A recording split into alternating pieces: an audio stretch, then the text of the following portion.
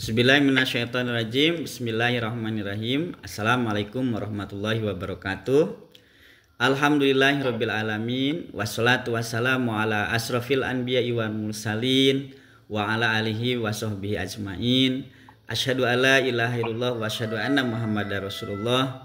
Qala Allahu ta'ala fil Qur'anil Karim. A'udzubillahi minasyaitonir rajim. Bismillahirrahmanirrahim. Ya ayyuhallazina amanu ittaqullaha haqqa tuqatih wa la tamutunna illa wa antum muslimun. Al-ayah.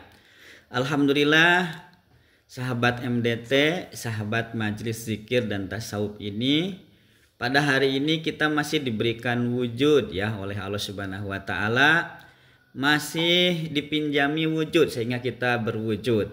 Mungkin teman-teman kita, orang tua kita, sahabat kita, tetangga kita sudah tidak mewujud lagi karena sudah tidak dipinjami dalam tanda petik oleh Allah Subhanahu wa taala, karena setelah dahulu berangkat ke alam barzah ya, menuju alam akhirat. Kita masih diberi wujud, alhamdulillah ya. Alhamdulillah kita masih diberikan kesadaran sehingga kita masih sadar. Teman-teman kita mungkin sudah tidak sadar yang berada di rumah sakit, yang koma dan sebagainya. Alhamdulillah kita masih sadar ya teman-teman, sahabat-sahabat. Ini adalah sebuah anugerah dari Allah Subhanahu wa taala ya. Alhamdulillah kita masih sehat, kita masih bisa jari-jari kita ini ya teman-teman bisa bergerak ya. Kita masih diberikan oleh Allah daya penglihatan. Banyak orang yang punya mata tapi tidak diberi daya penglihatan. Matanya mah ada tapi nggak bisa ngelihat. Kita mah alhamdulillah bisa melihat ya teman-teman ya. Ini kita harus bersyukur ya kepada Allah. Kita masih bisa diberi daya dengar. Banyak orang yang punya telinga tapi tidak bisa mendengar. Alhamdulillah secara fisik kita masih punya telinga, masih normal dalam mendengar ya. Alhamdulillah kita masih bisa bernapas ya, kita masih bisa bergerak, bahkan kita masih bisa pada hari ini untuk mendengarkan Zoom ya. Kita masih sehat, jantung kita masih berdetak secara normal, tidak terlalu cepat. Kalau terlalu cepat bahaya ya, atau tidak terlalu lambat. Terlalu lambat juga bahaya ya. Alhamdulillah kita masih sehat. Insya Allah mudah-mudahan kesehatan kita ini kita isi yuk bareng-bareng dengan bersyukur kepada Allah dan beribadah kepada Allah Subhanahu wa taala dengan sebaik-baiknya, dengan sekhusyuk-khusyuknya ya. Hari ini teman-teman sahabat Manggio, kita akan ngebahas tentang pentingnya zuhud dalam kehidupan ya. Zuhud, apa sih itu zuhud? Nanti kita akan jelaskan ya oleh Manggio ya. Sahabat Manggio dimanapun berada ya, perlu diketahui sebelum kita berbicara bahwa kajian MDT ini tiap hari dalam channel yang sama ya. Jadi channelnya sama. Ajak teman-teman, ajak sahabat-sahabat, ajak semuanya ya bareng-bareng keluarga untuk mendengarkan tentang kajian-kajian yang ada di MDT yang berbasis tasawuf atau berbasis hati ya teman-teman ya. Nah, zuhud itu adalah salah satu akhlak Rasulullah Shallallahu Alaihi Wasallam ya. Jadi kalau kita disebutkan Rasulullah, maka kita harus menjawab dengan Shallallahu Alaihi Wasallam ya, baik dalam hati maupun dalam lisan ya. Jadi salah satu akhlak Rasulullah SAW adalah zuhud ya, di antara akhlak yang lainnya. Jadi zuhud itu adalah sebuah makom. Jadi makom itu adalah tempat tinggi atau martabat tertinggi dalam Islam ya. Jadi makom itu sesuatu yang tempat yang tinggi. Jadi zuhud itu adalah makom yang terpuji atau tertinggi dalam Islam. Hanya banyak sekali orang yang menyalahgunakan makna zuhud itu sendiri. Nanti kita akan ulas dan akan kita bahas ya teman-teman ya. Nah, pada prinsipnya zuhud itu adalah tidak menjadikan dunia sebagai tujuan. Jadi zuhud itu sebenarnya aslinya tidak menjadikan dunia dan seisinya ini itu sebagai tujuan, melainkan hanya sebagai alat atau sebagai bekal saja menuju akhirat, ya. Jadi kita menjadikan dunia ini sebagai sesuatu yang biasa-biasa saja, enteng-enteng saja, karena ini adalah sebuah bekal menuju akhirat, ya. Kita bisa melihat bagaimana Rasulullah SAW dalam hal berjuhud ini. Yang pertama, Rasulullah tidak berlebihan dalam makan, ya.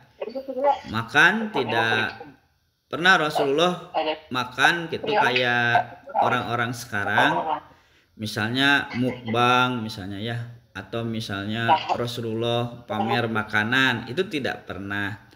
Rasulullah sangat zuhud, tidak berlebihan dalam pakaian.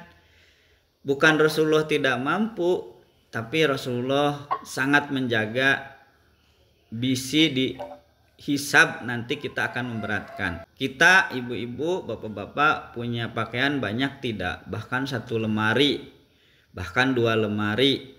Sepatu bahkan misalnya sampai berapa rak gitu, ya. Tapi menganggapnya nggak punya sepatu. Baju sampai 3 lemari, dianggapnya ibu belum punya baju. Kerudung sampai berapa jerigen bukan jerigen, ya, berapa lemari, tetap saja bicaranya tidak punya kerudung. Rasulullah tidak pernah berlebihan dalam hal makan, pakaian. Bahkan pakaian Rasulullah dalam sebuah hadis hanya 3 saja, ya. Begitu juga dengan Ali bin Abi Thalib yang mengikuti Rasulullah, pakaiannya 3, Abu Bakar juga 3, saya juga banyak gitu. Apalagi saya mah banyak kiriman pakaian second, ya. Ya, tapi tetap saja kalau misalnya kita berlebihan dalam hal pakaian, daripada menumpuk, lebih baik bisa disumbangkan ke pesantren yatim duafa Al-Kasab, ya teman-teman, ya. Kemudian tidurnya juga Rasulullah tidak di kasur yang sangat sweet, ya, yang sangat nyaman, ya. Tidurnya juga di tikar. Bukan berarti Rasulullah menyuruh kita tidur di atas tikar, ya. Apalagi seperti kita yang barangkali punya penyakit paru-paru atau rupa-rupa, ya. Ya, kita harus lihat dulu. Tapi kalau Rasulullah mencontohkan yang namanya Rasulullah yang manusia agung saja tidurnya di atas tikar. Bahkan suatu saat Abu Bakar sangat sedih, Umar bin Khattab sangat sedih karena ketika rapat kelihatan bekas tikar di pipinya Rasulullah SAW. Bahkan ingin dibelikan kasur, tetapi Rasulullah menolak. Inilah sebuah prinsip zuhud, ya, dari Rasulullah SAW. Meskipun beliau juga mampu, tetapi beliau ingin memberi contoh bagaimana hidup sederhana, ya. Nah, kemudian Rasulullah juga sikap zuhudnya tidak makan uang zakat. Jadi Rasulullah tidak pernah dengan keturunannya memakan uang zakat, uang fundraising, ya, itu tidak pernah Rasulullah SAW itu. Makanya sangat sederhana di dalam hal kehidupan sehari-hari. Bahkan Khalifah Ali bin Abi Thalib, ya, itu beliau sampai ke pasar menjual itu, padahal sebetulnya gaji presiden itu besar, tetapi biasanya para sahabat itu yang sangat zuhud itu tidak pernah mengambil uang gajinya. Kalau kita kan ingin menjadi anggota DPR misalnya, ingin menjadi menteri, ingin menjadi pejabat, itu karena ingin gajinya. Tapi kalau Rasulullah SAW beserta para sahabatnya itu gajinya malah tidak diambil. Ya, jadi ingin beribadah aja mereka mah dengan cara menegakkan syariat Islam. agar de facto de jure menggunakan pemerintahan sebagai alat. Yaitu alhamdulillah ya, beliau itu sangat juhud ya. Nah, kemudian rumahnya juga sangat kecil. Bukan berarti rumah kita harus kecil, tetapi Rasulullah sangat sederhana memberi contoh.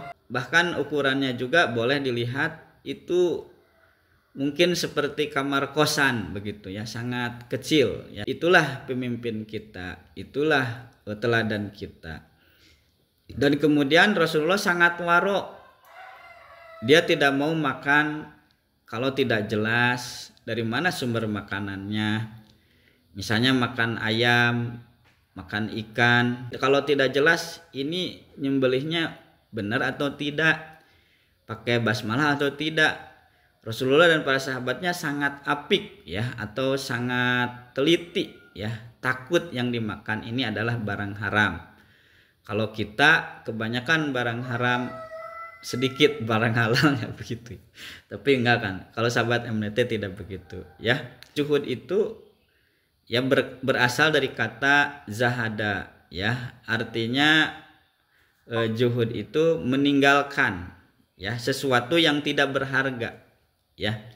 Jadi juhud itu yang menganggap dunia ini nggak ada harganya gitu ya. Kemudian tidak menginginkan. Jadi yang pertama menganggap tidak ada harganya. Ya karena dianggapnya itu ya sepele aja, kayak ya nggak terlalu difokusin lah, itu namanya juhud ya.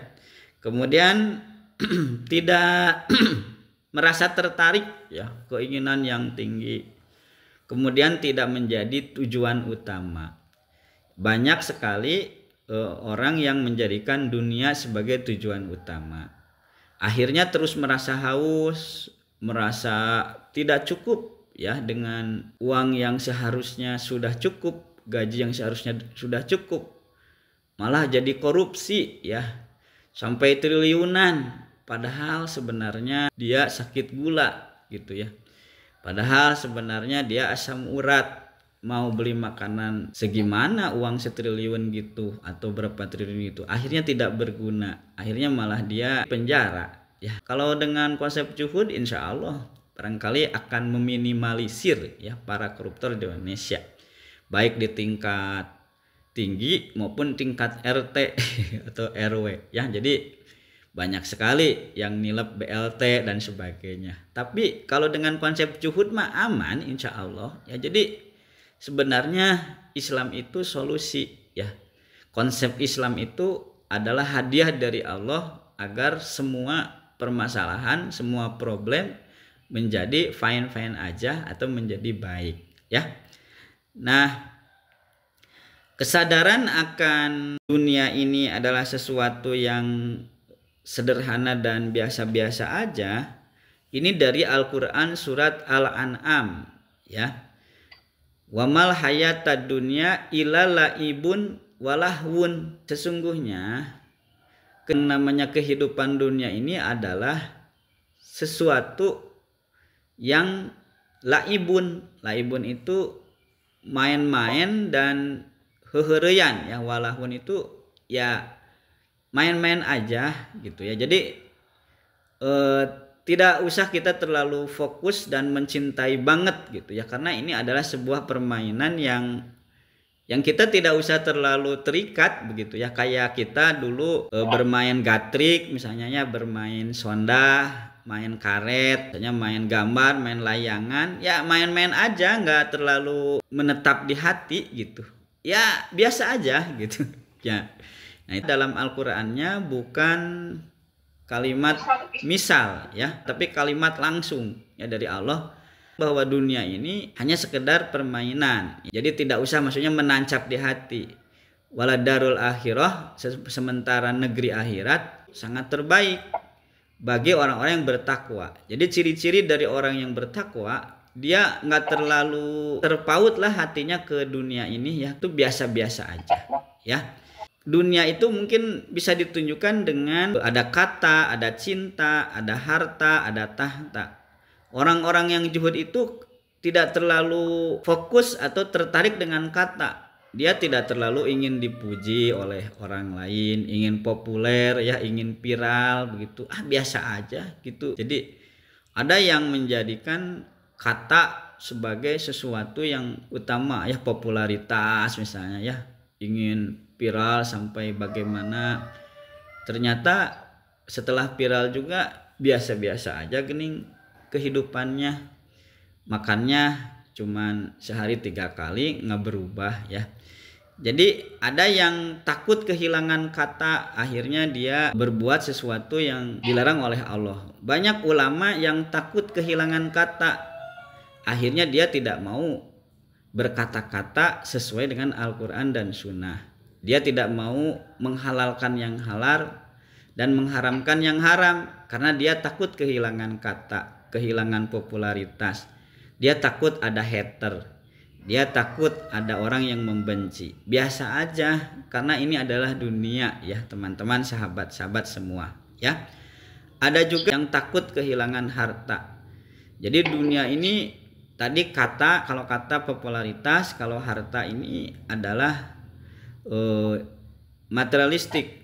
Ingin membeli tanah dimanapun, ingin memberikan segala sesuatu apapun ya untuk kepentingan dirinya ya, sehingga dia berusaha sekuat tenaga untuk korupsi, untuk menghalalkan bisnis apapun. Misalnya kadang-kadang bisnisnya melanggar tata kelola lingkungan. Ini teh jurang resapan air, dibikin rumah ya, dibikin perumahan. Ini jurang ya, malah jurang juga dibikin perumahan. Ini teh bahaya, tanahnya tuh bisa erosi atau bisa runtuh tanahnya, dibikin perumahan karena dia ingin sekali memiliki harta ya. Nah, sehingga akhirnya merugikan. Muncullah Persiju, perumahan sisi jurang. Muncullah Persisu, perumahan sisi sungai. Akhirnya pas banjir hancur gitu ya, tidak diprediksi dulu, tidak dilihat dulu gitu ya. Yang penting jadi uang. Nah, ini tidak juhud. Pengusaha itu harus juhud juga, bisnismen juga harus juhud, tentara harus juhud ya, dosen juga harus juhud, semua profesi harus juhud, karena juhud ini adalah makom terpuji dalam Islam ya. Nah, sahabat-sahabat Manggio, sebetulnya tadi ya baru harta ya, ada juga cinta, takut kehilangan, takut diputusin, akhirnya dia melakukan apapun ya yang tidak dikehendaki oleh Allah. Nah, itulah sebenarnya gara-gara cinta menjadi hubud dunia ya. Ada juga satu lagi tahta, rela membeli suara, rela memberi menyogok sana sini untuk sebuah tahta. Nah, akhirnya setelah bertahta, dia malah menjadi seseorang yang tidak baik bagi masyarakat. Sebetulnya dalam hati nuraninya dia itu bukan pemimpin, tetapi dia memaksakan. Akhirnya ya keadaan sebuah sistem menjadi kacau. Nah, sahabat Manggio dimanapun berada, bahwa bagaimana kita harus memandang dunia ini ya. Sebenarnya di dalam tradisi sufi, etos kerja juga harus bagus ya. Jadi etos kerja kita harus bagus. Bukan berarti kita tidak mau populer, tidak mau istilahnya harta, tidak mau cinta, tidak mau tahta, bukan. Tapi apa maknanya bagi hidup kita? Contohnya seperti begini. Kalau kita mempunyai musuh, misalnya kan sesungguhnya setiap muslim itu punya musuh. Inna syaitona lakum aduwwum mubin. Misalnya musuh-musuh kita mempunyai nuklir misalnya ya, atau mempunyai drone yang begitu mahal, yang begitu hebat, maka kita juga harus berjuang mengumpulkan harta untuk menyaingi senjata mereka gitu ya. Jadi mengumpulkan hartanya itu ada visinya, bukan mengumpulkan harta untuk kitanya gitu, tapi untuk agamanya. Rasulullah SAW hidupnya tidak mewah, tetapi kuda perangnya itu sangat luar biasa, sangat mewah, karena memang diperlukan untuk melawan musuh-musuh Allah begitu.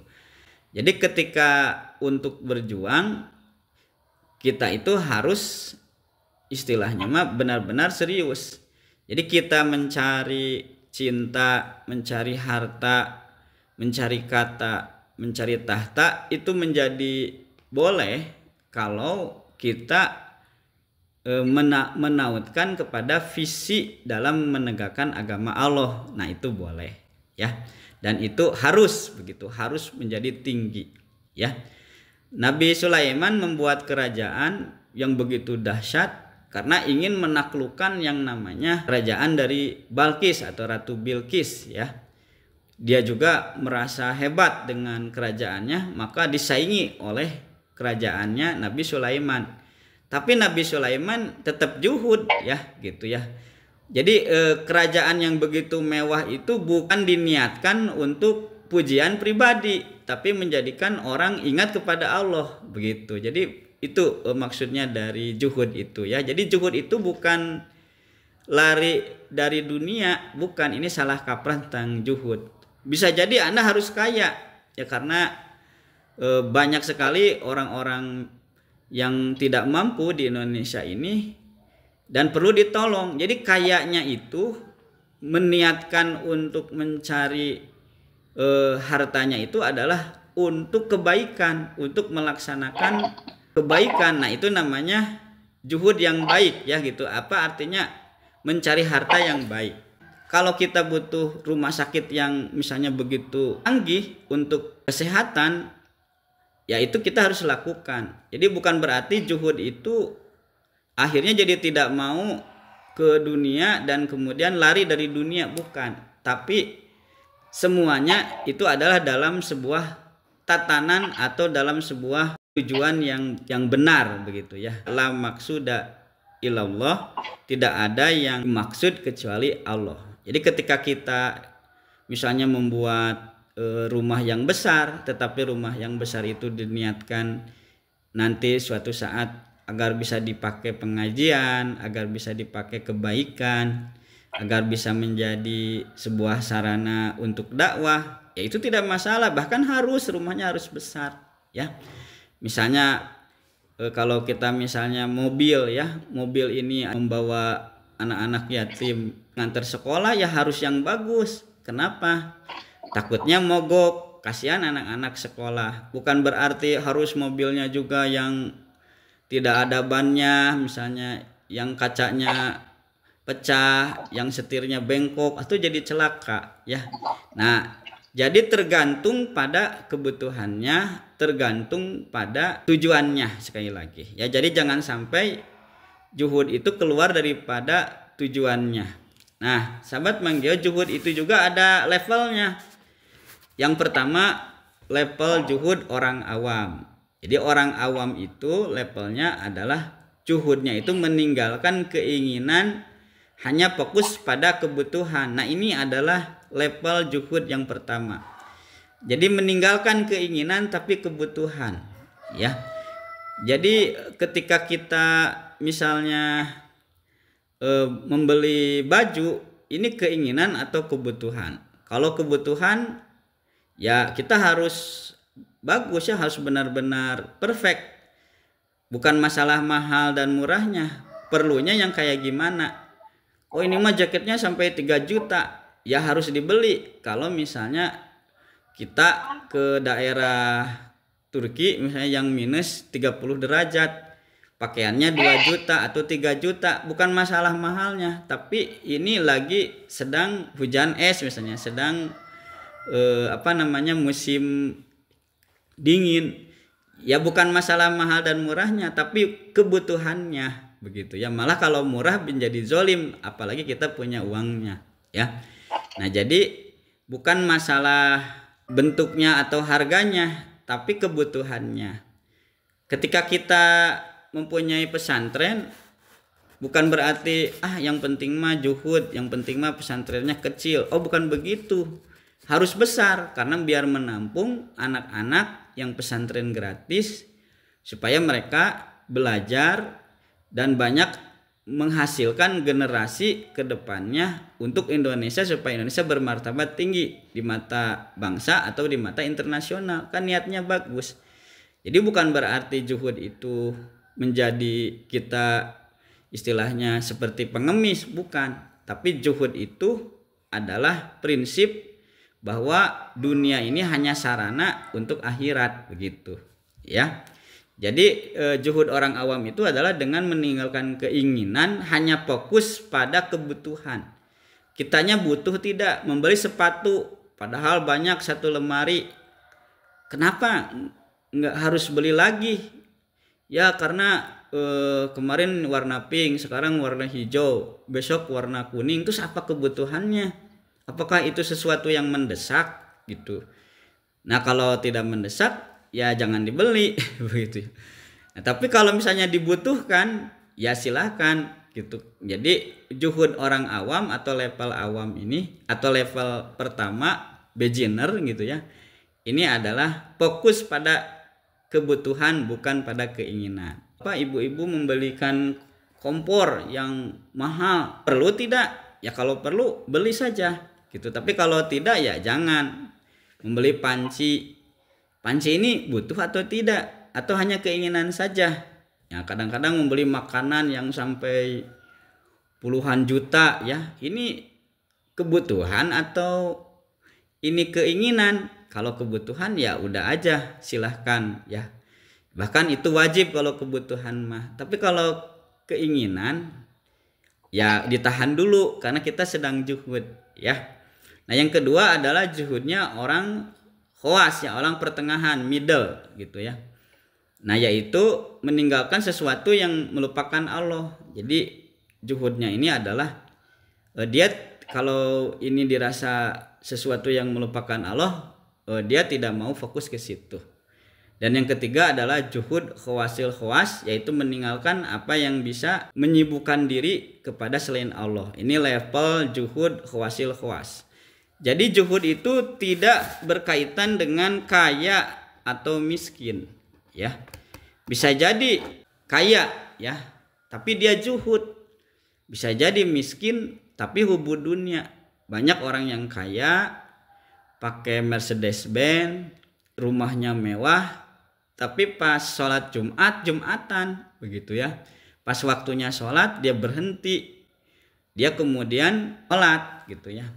Banyak juga yang miskin pagi-pagi datang ke pasar, dagang di pasar, tidak sholat subuh begitu ya. Kemudian siang-siangnya pulang, duhur asar kelewat gitu ya. Maghribnya belanja, kelewat lagi sholat maghribnya sampai isya, begitu selanjutnya.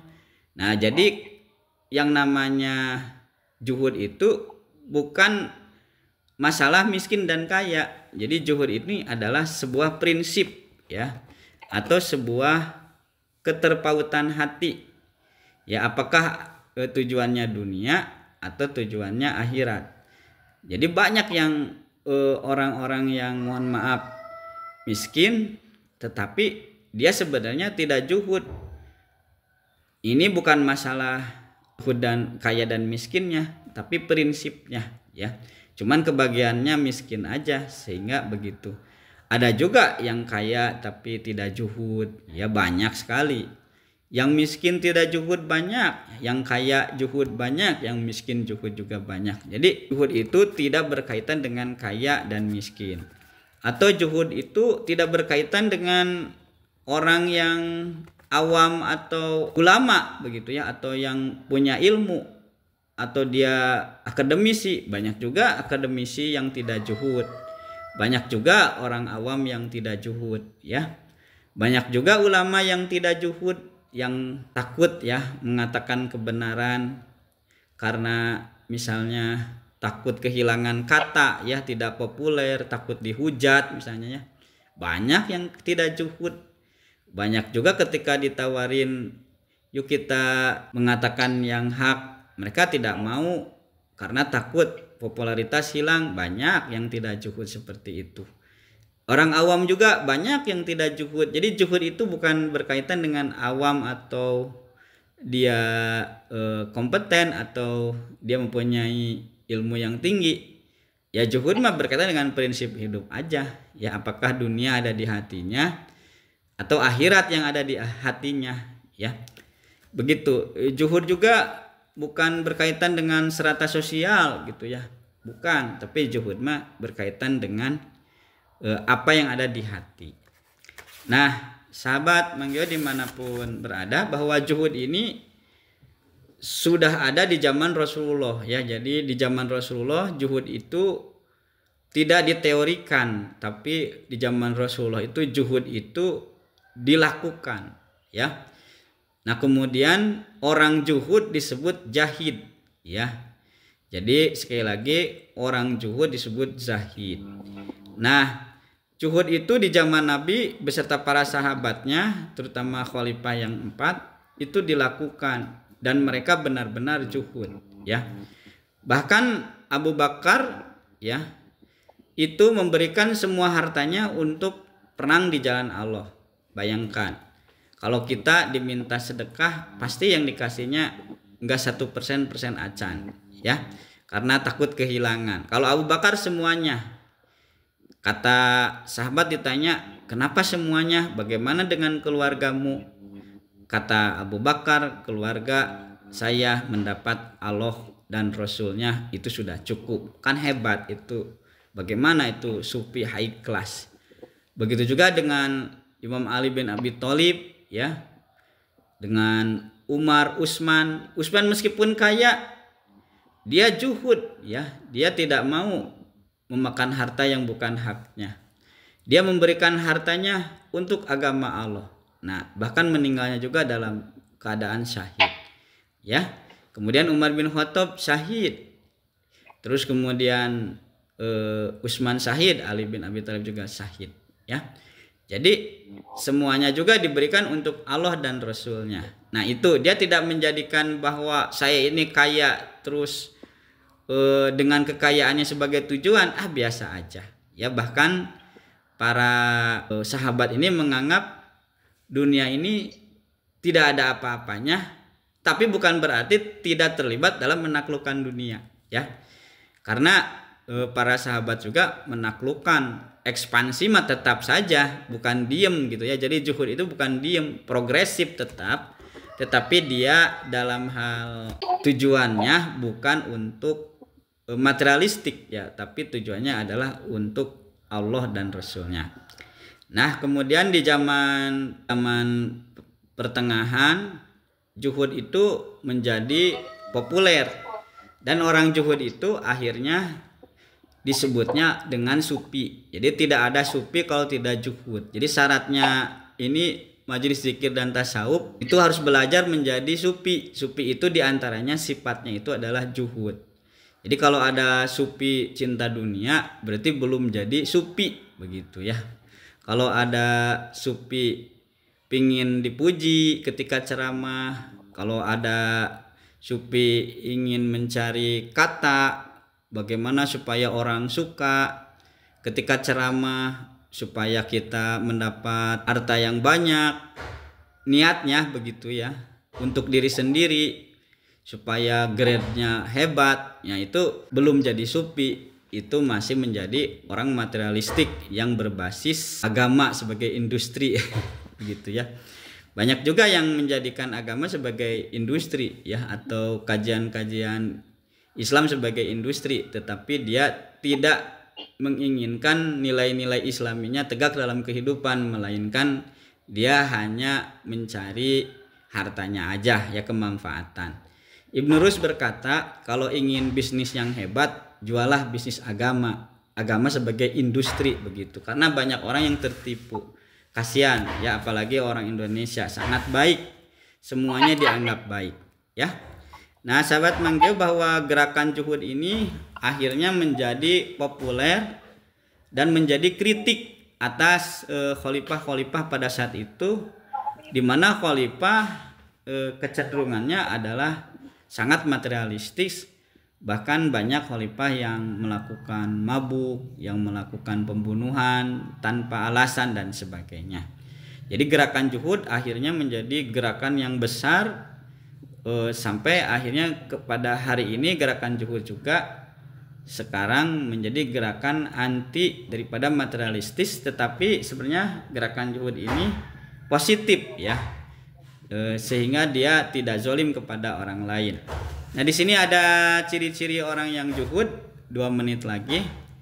Yang pertama, bahwa mengetahui bahwa kehidupan dan kesenangan dunia hanyalah sementara. Teman-teman, usia kita terbatas, jangan jadikan dunia sebagai tujuan kita. Sudah ketahuan bahwa orang kaya sedunia aja yang bernama Korun ya, itu akhirnya mati dan tidak ada yang dibawa ya. Begitu juga dengan orang-orang kaya pada zaman modern ya, kening kekayaannya nggak dibawa begitu ya, yang dibawa hanya kain kapan aja begitu ya. Ternyata yang dibawa adalah amalnya.